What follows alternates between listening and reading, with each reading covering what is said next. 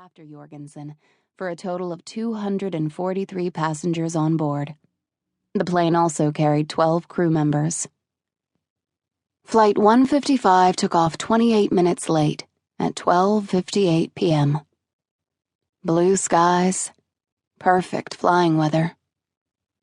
1 hour and 50 minutes later, still enjoying perfect flying weather, the Boeing 777 slammed into the side of a mountain just outside of Denver. There were no survivors. No cause for the crash could be determined. November, 1 year later, Kazakhstan. The private jet bumped over a narrow strip of pavement as it touched down. At the end of the little-used runway in a cleared area of forest a few miles outside of Attu, Kazakhstan, a trio of covered, military-style trucks pointing their headlights toward the taxiing plane provided the only illumination. It was dark. It was snowing furiously, and those trucks held one wayward American citizen and a whole bunch of rifle-toting members of the Kazakh armed forces. None of those things were designed to make James Cal Callahan feel all warm and fuzzy inside.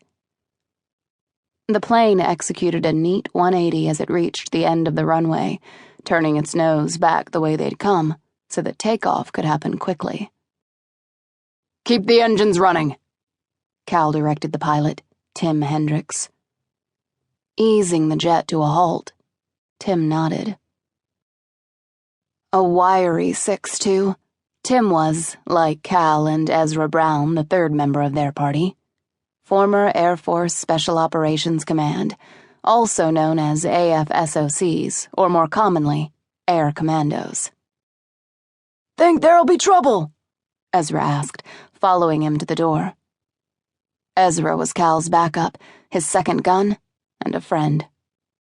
About Cal's own height at 6'4", Ezra was meatier, bald as an egg, and heavily tattooed, including a Celtic cross on his left cheek. Cal himself was more conventional-looking, with neatly cut black hair, even features and no tattoos. Despite the dark business suits that proclaimed their civilian status, they made a formidable-looking pair. "Shouldn't be, but you never know," Cal said as the door opened and the stairs descended. "Let's make this fast." The small leather satchel he carried as he stepped out into the biting cold held $5 million worth of diamonds. They weren't his diamonds, and it wasn't his money that had bought them. It belonged to the CIA, or more properly, the U.S. government. But the U.S. government didn't pay ransom. Unless it decided it wanted to. Then, it employed private contractors like Cal to do the dirty work, thus keeping its official nose clean. Ezra strode past him, taking up a position far enough to his right that even a spray of bullets couldn't get them both at the same time. The missile launcher on his shoulder was aimed squarely at the trucks. The AK-47 slung on its strap over his shoulder was for stragglers if the missile launcher should prove less than 100% effective. Eyes narrowed against the blowing snow, Cal started walking toward the trucks. He'd done a lot of things he didn't want to do in his 34 years of life. One way or another, most of them had been for money. Getting Rudy Delgado out of Kazakhstan was about to be one of them. Rudy was a computer hacker, one of the best. 10 years before, under the cover of his legitimate day job as an IT specialist for the CIA, he'd gone into the system, found and publicly exposed dozens of clandestine operations that at that time had been underway in the Middle East, with the justification that he opposed the United States' presence there.